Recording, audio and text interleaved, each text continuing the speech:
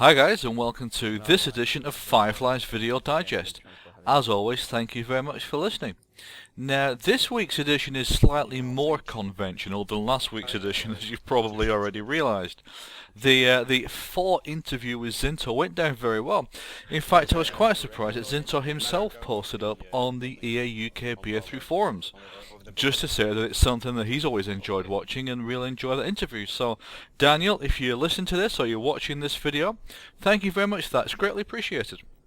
The gameplay that you're watching as my voice is rattling on is from last weekend's Battlefield 3 Tournament.com fights.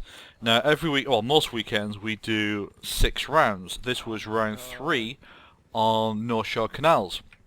Now, as any half-decent YouTube commentator will do, I've made sure that the video that I've put up shows me in a good light, but I will say that the first 3 to 4 minutes are a bit pants, especially in terms of my personal gameplay, but it does get better after that, so please enjoy this. It is Battlefield 3 as a team play game. We're all on TeamSpeak, so we're all working together. There is about 28-29 people on our side, ditto for the other side, and this is to me how Battlefield 3 should be played. Really 2 things I want to talk about this week, and the first one's got to be the 900-pound gorilla in the room, and that's the patch. It's been, what, a week and a half now since the patch came out, so players have had time to look through all the pros and the cons, find out all the new bugs, all that kind of thing, and the general reception, you know, you possibly could have foreseen this, but the general reception has been absolute disgrace. There's nobody, or very few people, happy with the overall patch. Now, there are some good things, so I'm a firm believer in credit where credit is due, and I do have to say that DICE have got some of the things right in the patch, in my opinion. The UI, for example, is much better than it was. They've added effectively the colorblind scheme as a default and removed the main color. The option for colorblind is a good thing. I always use a colorblind anyway. I always found it worked better. Another thing which I think is working rather well, they've got the terrain back in, so you can now do terrain deformation. A lot of the balance tweaks are, I don't think, that bad. Now, balance in a game like BF3 is a moving target. A weapon which worked at the beginning may not work as well now, may work better on the next patch. So it's always something that's moving around, and it's never something that stays in one place.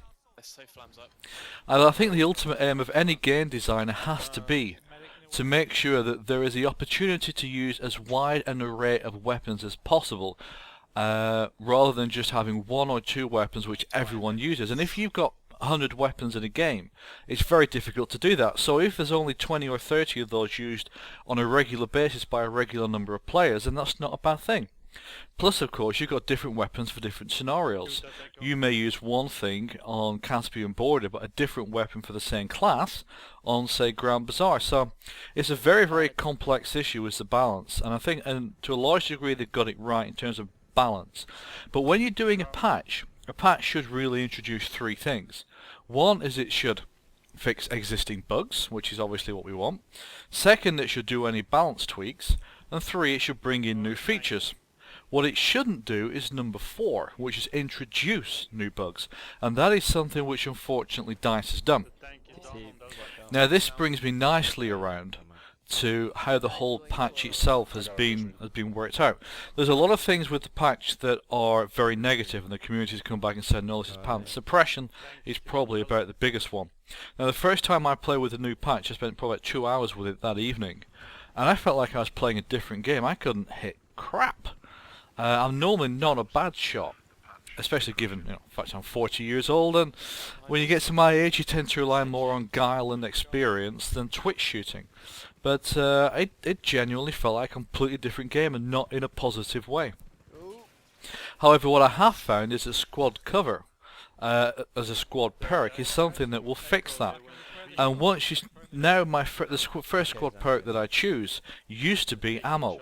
Now it's cover, simply because if I'm not being suppressed when someone's firing at me, or minimally suppressed, then I'm much more accurate, got a much better chance of coming out to the firefight alive. So, to come back to the way that the beta's been handled, I think it's inevitably introduced some new bugs, but some of those bugs are huge. The AA bug, for example, is it's a huge one. it's introduced a few balance tweaks which a lot of people don't particularly like. Now tanks, for example, are now paper thin. One hit with a javelin and you are disabled. Now there is balance to that. The javelin has minimal ammo, for example. You can't dumbfire it. So when was the last time you were able to fire a javelin at infantry? You can't do it. So it only acts as a secondary weapon against vehicles. So there is a level of balance with that weapon, but it shouldn't be one hit disabling fully armored tanks. That's not a good thing, and DICE need to tweak that. But above all of this, in my personal opinion, is DICE's reaction to the feedback on the patch.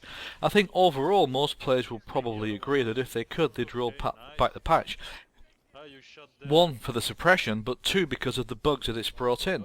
There's been no feedback, certainly no feedback that I've seen from DICE, which indicates when they're going to deal with just the bugs, let alone the rolling back of any balance tweaks which the majority of players don't like.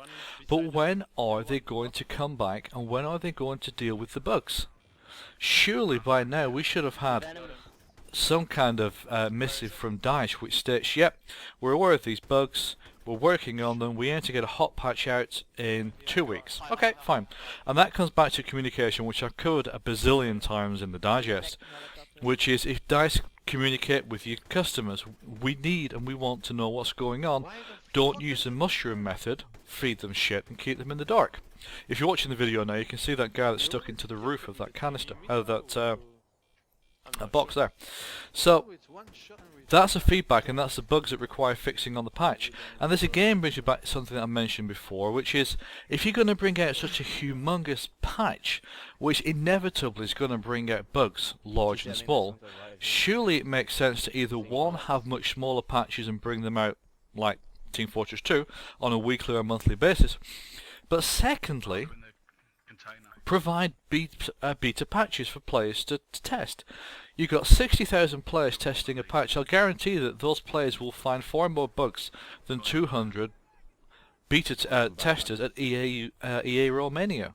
It just stands to reason, and surely it would make DICE's life easier if they implemented a method where players could beta test patches, provide the feedback. The suppression is a good example. That wouldn't have got through. Stingers to me now are almost useless. On the next map on this, which we played on, I think it was it's Kong Island, was the next 3 rounds after this. I had the Stinger in 1 or 2 rounds. It was useless. Eventually I just ditched the darn thing, simply because its range is no more than about, what, 50 meters tops? And then you've got other things such as TV missiles. Now the helicopters I think are a lot better, and it's nice to see that good teamwork between a pilot and a gunner is well rewarded. It's nice to see that the pilots are getting a lot more points for basically chauffeuring around the gunner. He doesn't get all the points. But again, Battlefield is a team-based game.